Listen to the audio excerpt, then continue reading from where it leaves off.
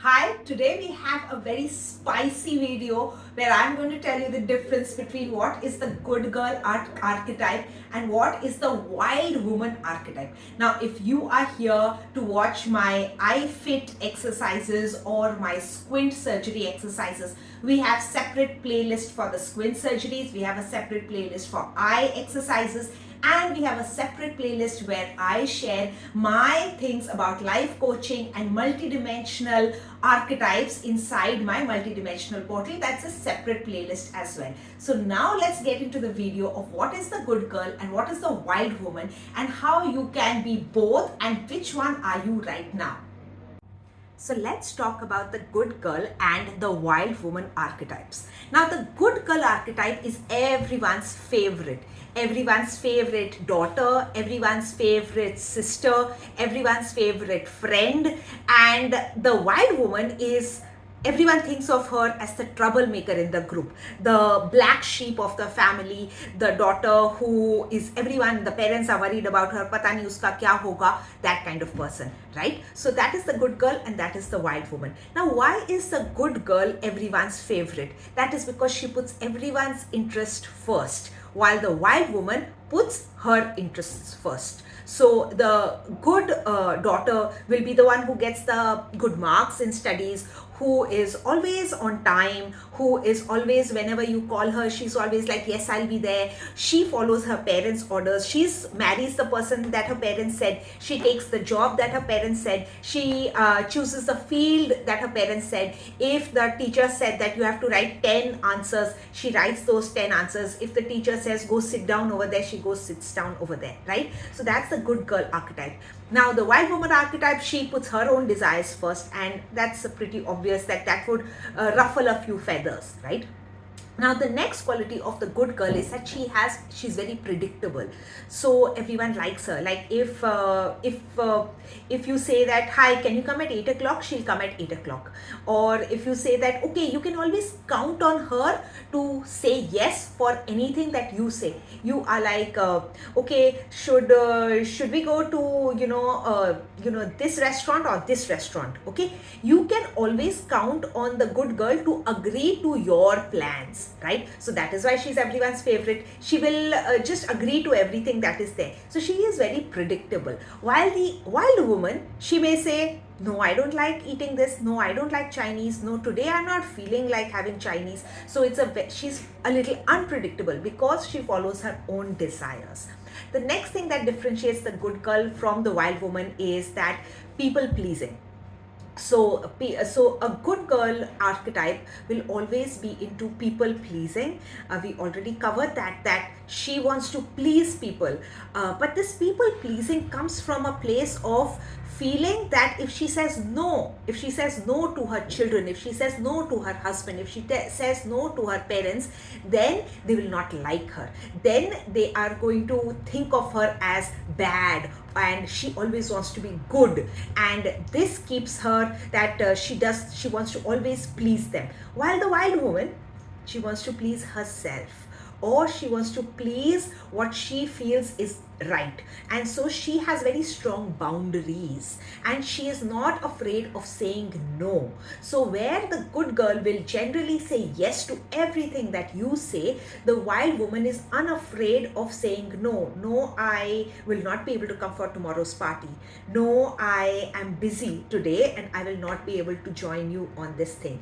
No, I'm feeling tired today, so I will not be able to do this. Now I'm not saying that the wild woman is going to be gruff or rough about it, but she is going to hold her boundaries. She is going to be unafraid of saying no, right? Now the next thing is that the good girl is not, there's a difference between good girl and good woman. Now a good girl is someone who is following orders, right? So she has a deep insecurity. She needs an authoritative figure to tell her what is the right thing to do. So this is someone who is also has no desires of her own. She has her desires, but she has really put her desires so low that she is the student who comes to class and says, what will the teacher teach me? But when the teacher asks, what do you want to learn? She says, I don't know. So when she is asked, what do you want to become when you grow up? She says, I don't know. Or when you ask her, where do you want to go for a holiday? She says, I don't know. I will go wherever everyone else chooses to go. I will eat whatever everyone else chooses to eat. I will do whatever everyone else chooses to do. So this is someone who has pushed down her desires so much that now she is numb. Now she is unable to find her own desires. Now she is unable, like if someone really asks her, but what are your dreams? What are your desires? She is unable to, because she's never asked herself those questions. She shows up in class, she's a really good student. But if you ask her, so what should we teach today? Or if the teacher says that, what would you like to learn? She's like, whatever you want to teach me. Right? So that is what the good girl does. Now, on the other hand, the wild woman, she's deeply in touch with her desires. She is deeply in touch with her own intuition. She is deeply in touch with her dreams. That is because she's always asked herself, what would you want? And she's followed that. So if you ask the wild woman, where would you want to eat? What do you want to do? So she's unhesitant. She is sure of herself. When you ask her, what do you want? She has everything out in plan. And she's not questioning, will I get it? Will I not get it? Will society allow me to have this? She just says that, hey, I would like to go here. I would like to, and she's open about her desires. She's open about her needs. Right? So she's very decisive. She's easy. She can make decisions fast and for herself, and which comes from a place of desire rather than desperation. So let me tell you a little bit difference between what is desire and what is desperation. Now, the wild woman may have a desire for children, but that comes from her own desire of having children, not from a place that, oh, society says I'm now 30 years old, I should be having children, I should be doing anything, does not come in the vocabulary of the wild woman. Now, the wild woman may choose to have 5 children. Why? Because she wants to. It is her desire to have a big family, and a beautiful, big, huge family, and she wants to have 5 children, and so she does. Now, the wild woman may have the desire to have no children, and again, she's not held back by society. Now, the wild woman may choose to have adopted children and none of her own children, but she is sure of herself, and she's not making these desires based on the desperation that the society puts. Oh, you must take this high paying job, or you must do this. No, the wild woman may choose to quit her job and be at home and raise her family, because that's what she desires. Right? So she is not like always like, you are not always thinking that the wild woman is someone who is in a high paying job, who is always doing everything, like all the is in a cutthroat highly performing job. That person may actually be the good girl. The good girl has always grown up hearing from her parents that, beta, you should do well at work, you should get a high paying job, you should work in this big company, you should work in a multinational company, you should be earning a 6-figure salary. And it might be that the high performing friend of yours may really on the outside surface look like the wild woman archetype, may actually be the good girl archetype. And your friend who's at home, who's a homemaker, who loves to have these beautiful parties, who loves to go out and dress well or travel around the world, may actually be the wild woman archetype, who you were thinking, oh my god, she has no ambitions of her own. Right? So now a big part of the good girl and the wild woman, the differences is that the good girl has deep insecurities and a lot of wounding from childhood, and may also have very low sense of self-esteem, her own sense of self.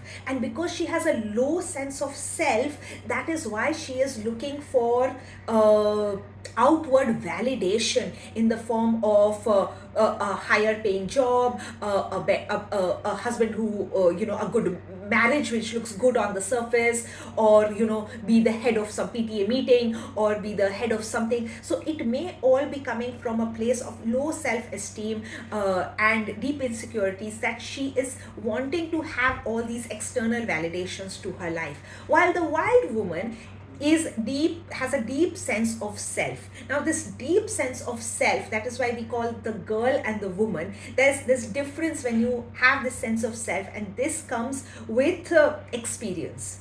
This comes with experiencing your own self in moments of doubt, in moments of guilt, in moments of shame, where you have seen yourself go through those and you still have a deep sense of self. Who am I at the core of it? So she's really deeply authentic and raw. And for that, she needs to know herself deeply, be deeply in touch with her own intuition.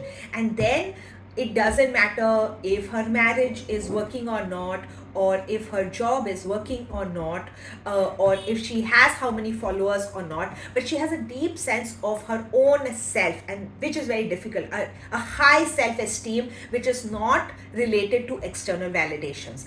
Now, last part is that the good girl has a lot of her chakras blocked, if you believe in chakras or energy systems. So her root chakra being blocked would make her feel needy, would make her feel deeply attached to external validation, and her creativity would be linked to other people's creativity, right? And while the wild woman has all her chakras overactive, she might be over angry, she might be over creative, she might be extremely passionate, she might have absolutely, when she loves, she holds no bars, she is absolutely committed and in absolutely magna in her expressions, and she is totally mufat, or she is very direct in her communications.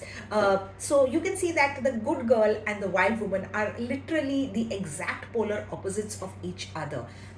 And the best way would be to get the beautiful qualities from the good girl and get the beautiful qualities of the wild woman and make yourself. So how would you feel about bringing these avatars of the good girl and the wild woman inside you and really amalgamating it and forming your own version? How would your own life look like if you got a little bit of this wild woman archetype inside your life?